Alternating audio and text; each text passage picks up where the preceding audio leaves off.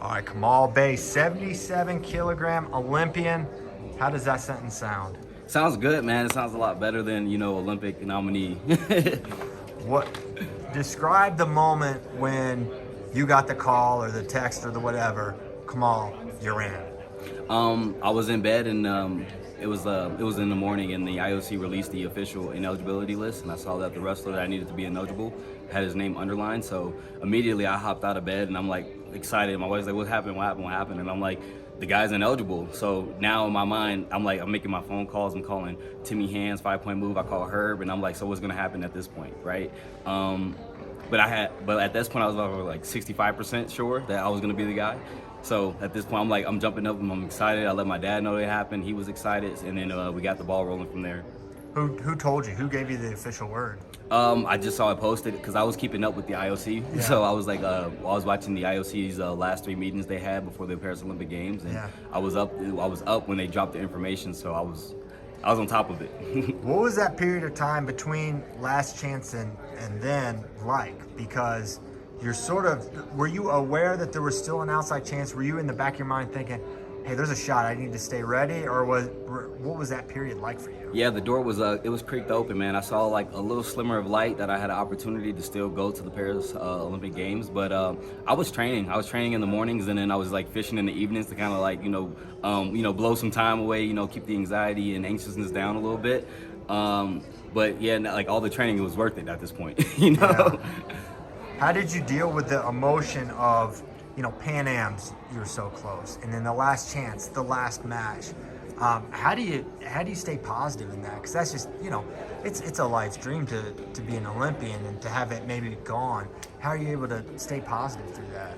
I'm always the type of person to kind of focus on what's next. What can we do to, make a situation better? I mean, last chance in the Pan Am Championships, it was unfortunate I fell short. But going to the last chance qualifier, I wasn't nervous, anxious, or anything. I just knew that at this point, it was do or die. So those are like my favorite odds in wrestling. I'm like, you do it now or it's over with. But I went on a fantastic run, day 2. And I made it far enough to get this opportunity where I'm at now, yeah. Yeah, what kind of message is that? Just like the importance of wrestling back, even if you lose too, right? Yeah, so it's really important, especially like international style. People don't know, like you lose day 1, you pretty much, your day is over with, and then your guy has to make it all the way to the finals, which he did. So I was more than grateful to get an opportunity to wrestle day 2. Yeah. What has that training been like since finding out? How prepared are you feeling for the Olympic Games? I feel great. Really, I've been working on conditioning and then just my strength on my feet, not giving up ground and pummeling. I feel like that was one of the reasons I ended up losing that medal round match, was that I didn't push the pace enough with my legs. So doing a lot of like squats, deadlifts, and stuff to get my legs a lot stronger. And then the conditioning part, just pummeling, playing wrestling, stuff like that. The training has been hard. My teammate Ildar has been putting me through some grinders over at the World Class Athlete Program, and then my rest of my team, they're focused on helping me get better, and then a couple of guys that we have on the U23 teams. All 3 of the guys we've interviewed so far on the Greco side have talked about the importance of conditioning.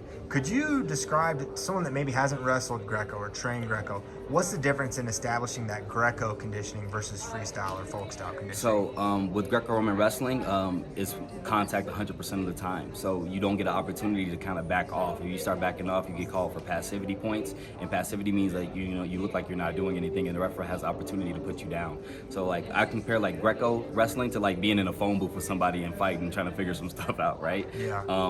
You don't really get that opportunity. So it's really like leg based, arm based. Like you have to have a really strong core and just be able to hold those positions and make it look like you are the more aggressive wrestler. 6 minutes of a Greco match versus 6 minute freestyle match. Which one's going to make you the most tired? Definitely 6 minutes of a Greco match. With the freestyle match, you have an opportunity where you can break contact, do a little stance in motion, catch your breath, and then get back in there. To each his own, though. Like, being hunched over like that is tight. Like, if you make a Greco wrestler wrestle freestyle for like longer than 3 minutes, they feel it in your lower back, right? And then Greco is just like, a lot of positions that freestyle wrestlers aren't really in a lot. Like we do a lot of like underhooks. We try to get 2-on-1s, body ties. We do drags, but to each his own. They're both challenging. 2021, you had a setback with USADA and missing those appointments. What did you learn from that experience? What happened there, and how have you adjusted? I can only blame myself, man. As a young athlete, you get stuff that happens to you like that, and it just makes you more responsible. I got my USADA thing filled out. They know I'm here. I got my USADA thing filled out. They know I'm here, but I just look for opportunities to win when something like that happens. So I joined the World Class Athlete Program, WCAP, in that time, and here I am now. What has the WCAP meant to you, your training, and even beyond that? WCAP is like my family, man. Starting out in the WCAP program and then just training, working hard, and becoming a leader in the program. Someone who can help the younger kids, not kids, but the young men and women develop their skills. Learn about wrestling Greco, or learn about wrestling freestyle, and just helping them become better civilians and better people. You were an elite high school wrestler. You were always good at Greco, but you're good at all styles of wrestling. Looking back, how excited are you or glad are you that you chose the Greco path? Because you could have went any direction you wanted in wrestling. Yeah. It was very emotional for me. Starting wrestling when I was 3 years old, as soon as I got the official letter from the UWW, I remember calling my dad and just thanking him for all the stuff he put me through. 3 years old, my dad used to make me run up and down the stairs 60 times every night before I went to bed. Wow. He used to, after practice, he would drop me off 2 miles away from home and I had to run home. Cow. My dad, he drove me around the country, man, 15-hour drives, 20-hour drives to get to tournaments and wrestle the top guys in the nation. So I credit everything to him, man. And then when I got to the point where he had nothing left to teach me, he put me in TC Dancer's capable hands. It's just I'm getting emotional now. My dad is everything to me. He's my superhero. Yeah. What do you think he saw in you that he thought, hey man, this kid could be a champion? Because the idea to do that level of training is extreme, right? So Yeah. he must have thought that this was possible. What do you think he saw in you? Just what he saw in himself. My dad didn't really get the opportunity to compete in sports. He grew up with 11 other siblings, so he didn't really get the opportunity to participate in sports when he was coming up. So he did everything in his power to make sure that me and my siblings got opportunities to play sports, and he just always invested in me. AAU, off-season wrestling, 5-sport athlete. My dad made sure I was playing. So he wanted the best for me. If it wasn't wrestling, what sport do you think you would be doing? Baseball. Really? Yeah, I love baseball. What was your position? I played shortstop, center field, and catcher. Okay, wow. Yeah. Very multi-tool player. That's great. Who's your main coach right now? Who's kind of in your corner? Spencer Mango. Okay. What's it like learning from someone like Spencer? Spencer's great, man. I have a lot of to my arsenal, so he's always brings me back to the basics. He's don't get too crazy, just hold position, win position, score from position. So Spencer, he's great. He says the right things in the corner. I think that's really important. Not enough wrestlers talk about that, but he says the right things that I need to hear to finish my match. So he's great at that.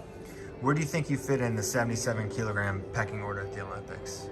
I'm right there. I competed. I got wins against these guys. They got wins against me. 77 kilos is a bloodbath of a bracket. Everyone's good, and that's why I like it so much, because we're all coming after it. We're all trying to get after it and win. So it's fun. Awesome. I got a question I'm asking everyone, all the Olympians. 'Cause I think your perspective here is important. But describe the essential skills to teach a first-year wrestler. What they are. You could be taking on the technical training side, on the mental side, both. What do you think those are? The rules. Really? Yes, the rules are definitely the most important part, because I think when I see a lot of first-year wrestlers compete, they don't know the rules.